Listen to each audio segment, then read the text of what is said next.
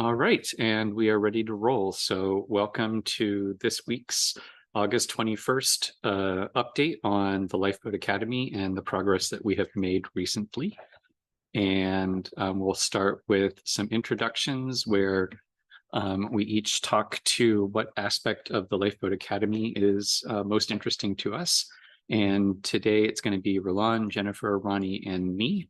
So over to you, Roland. What is the most interesting part? Introduce yourself and what's the most interesting part of the Lifeboat Academy to you? My name is Roland, and I am currently on the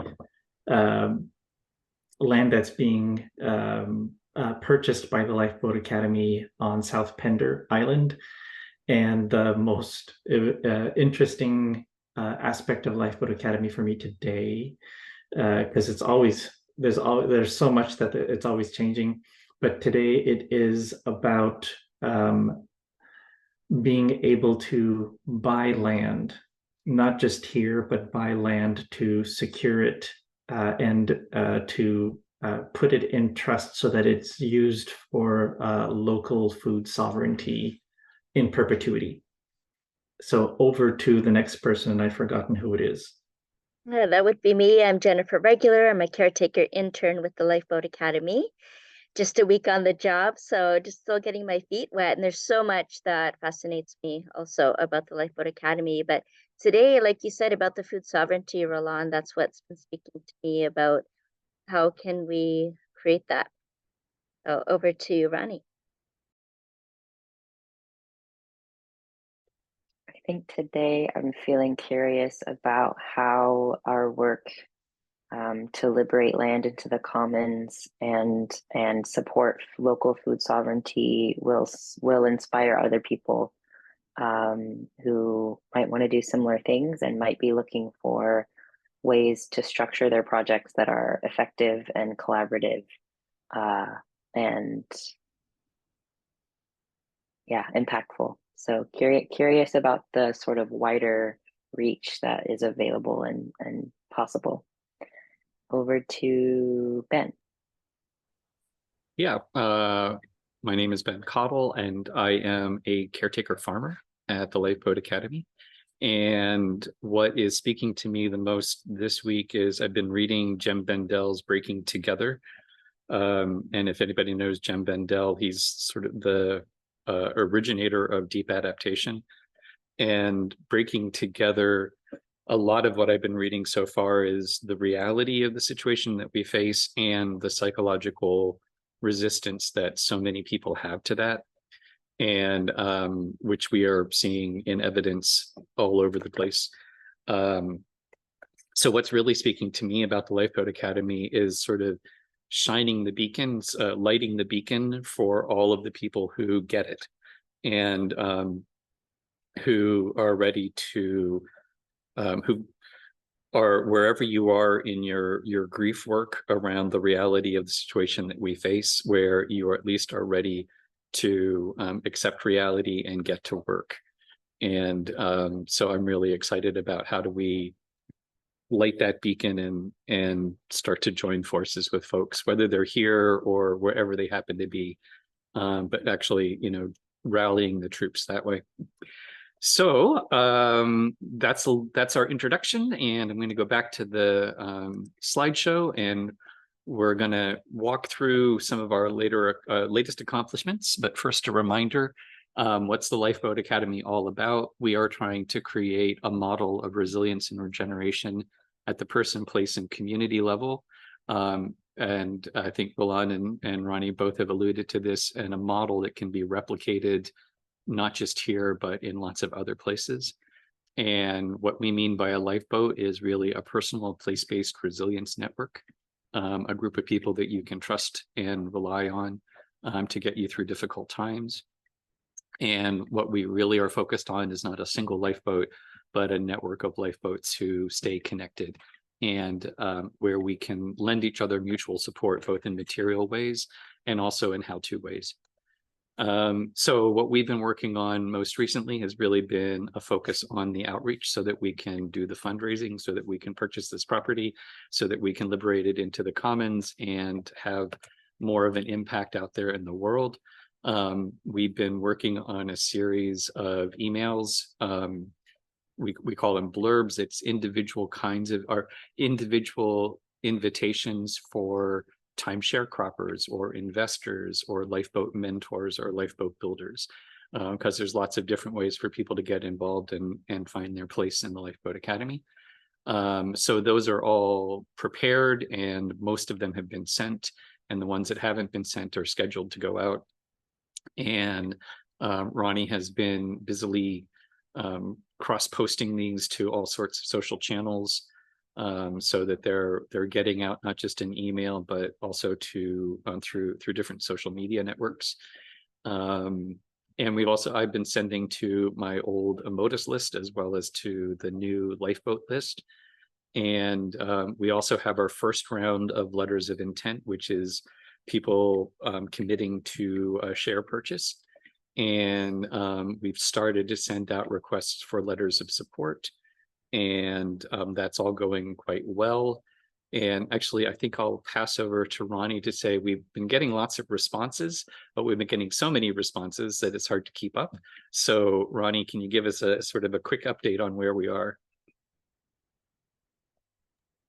Yeah, so we've had quite a number of emails from folks interested in being farmer caretakers, which is awesome and kind of funny because we started advertising for that position months ago and it was almost like crickets. So now there's all these really experienced farming and community people reaching out and wanting to get involved, which is really exciting. We've also had a number of people emailing about wanting to become timeshare croppers and have some amount of investment in the commons, which is also very exciting. And we've also had a potential offer for some already established farmers to join their farm with our farm. Won't get into much detail about that yet, but that's also a really exciting and potentially appealing offer. So there's definitely a lot happening due to our outreach, which is always really nice because we've put so much time and energy into it. So very exciting. Back to you, Ben. I've lost my cursor, so I can't see to unmute myself. This is interesting. Hang on. Right, I can't see where my cursor is. I'm just.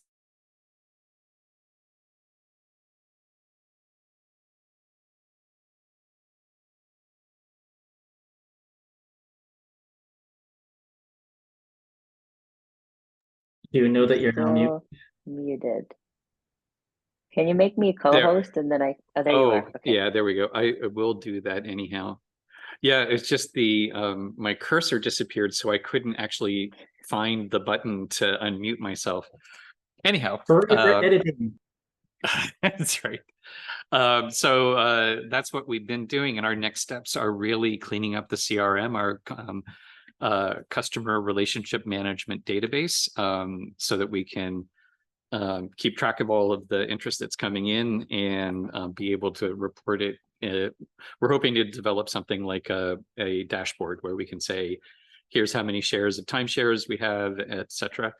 And basically keep on keeping on, continue to respond to the interest that's coming in and continuing to send the word out.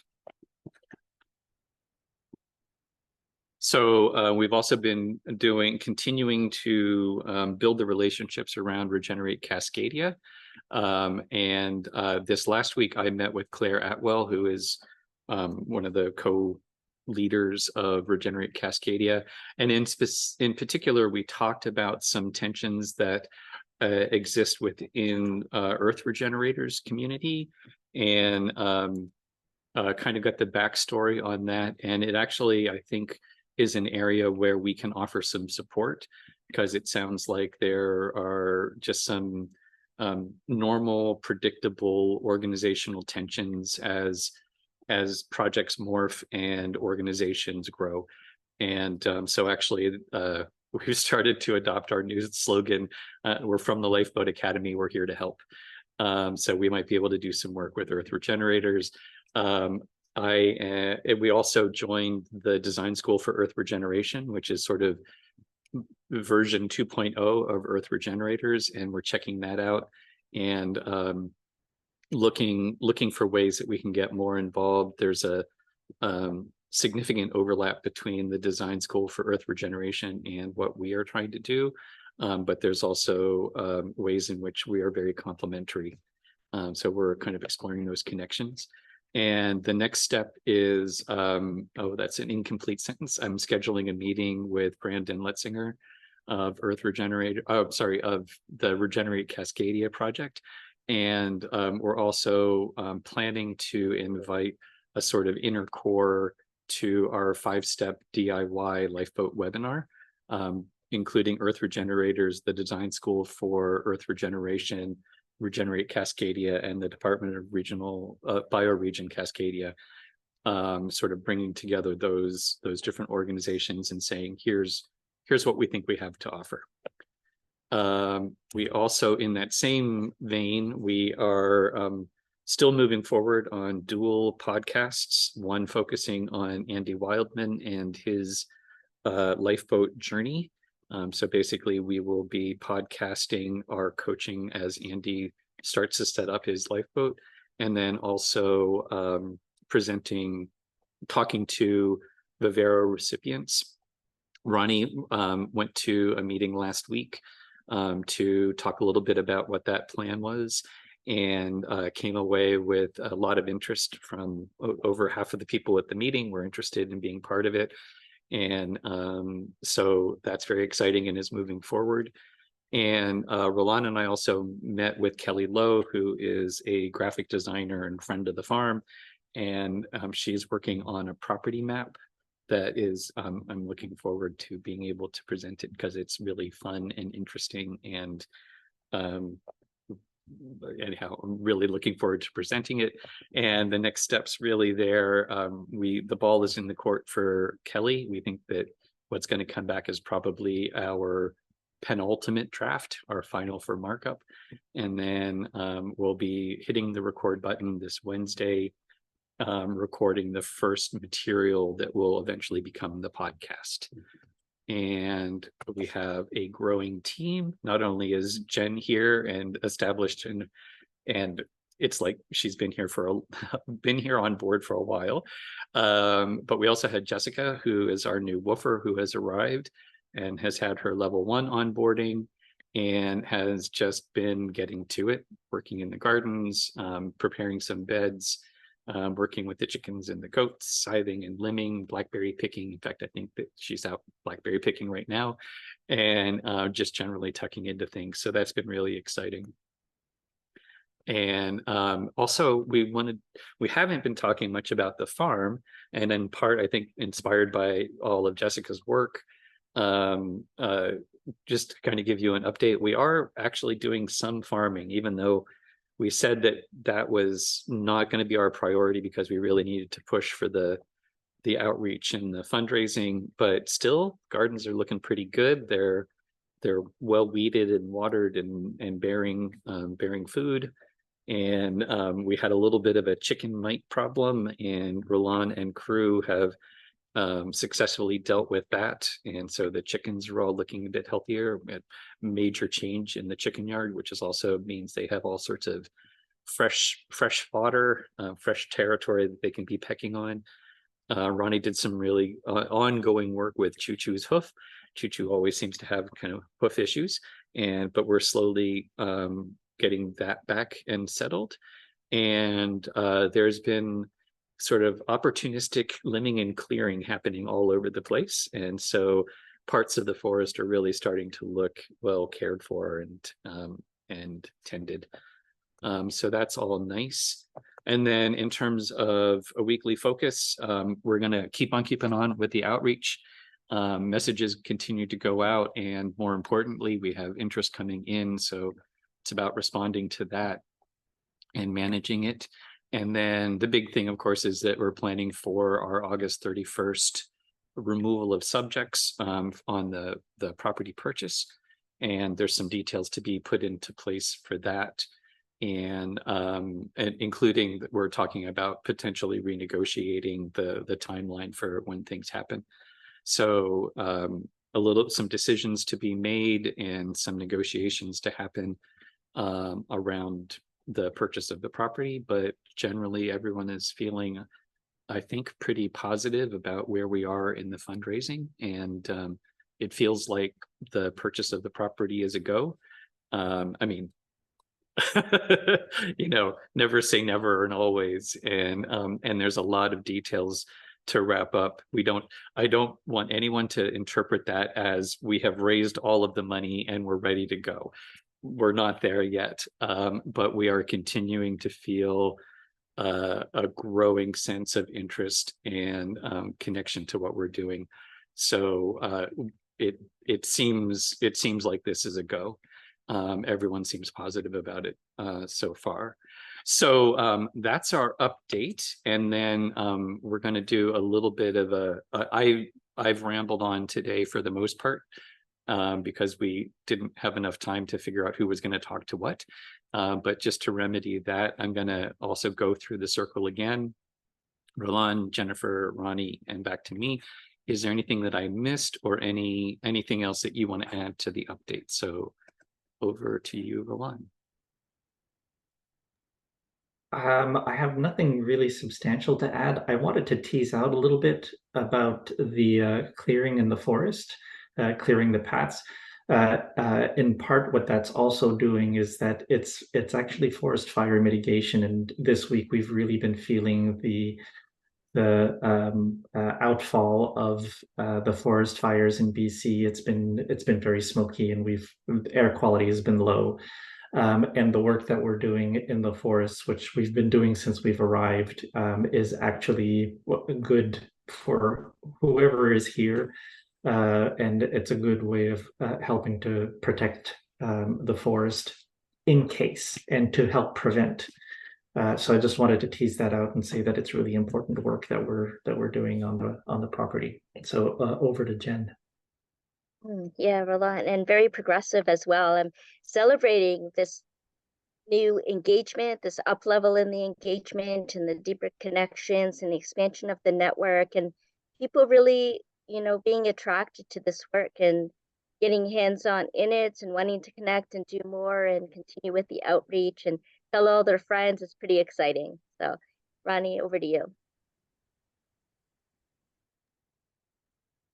I don't really have anything to add. I did forget to actually say, hi, I'm Ronnie. I'm a farmer caretaker at the Lifeboat Academy. So I'm introducing myself at the end. But maybe perhaps people inferred that that's who I am. Anyway, sorry about that. Yeah, please keep sharing the materials that we're sending out to your networks. You never know who's going to be interested in what.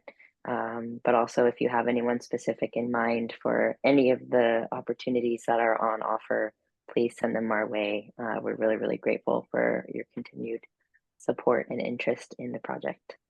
Back to you, Ben. Yeah, I think building on that, I have been reading the Jem Bendell book, which it's really validating the work that we're doing. I'm not done with the book yet. It's sort of divided into, the first half is how screwed we are, and then the second half is what we can do about it. And how screwed we are is something that I've kind of been aware of for a while, and but then it's really encouraging that the kinds of things that we're working on, where we're not simply trying to do carbon sequestration or trying to do one thing or another, but that we're actually trying to figure out, how do we work differently? How do we relate differently to nature? And how, and likewise, how sort of self-care and community care are inextricably linked to care for the land, that you can't do any one of these things without doing all three of these things. You can't do them right. You can't do them properly without attending to person, place, and community. And so, yeah, that's all very validating. So I think that's it. I'm going to go back to the slideshow just so that we can also share contact information. So if this is the first introduction to the Lifeboat Academy for you, we want to get in touch. We want to stay in touch. So feel free to reach out, friends@lifeboat.academy as our email. And you can also visit lifeboat.academy, the website, which is currently a landing page, but will soon evolve into a web page. And then, of course, we're on various social media, Facebook, Instagram, Mastodon, TikTok. And but if you just search for Lifeboat Academy in any of those places, we're the ones who come up. So I think that's all for now. And we'll look forward to giving you an update in another week. Bye for now. Bye.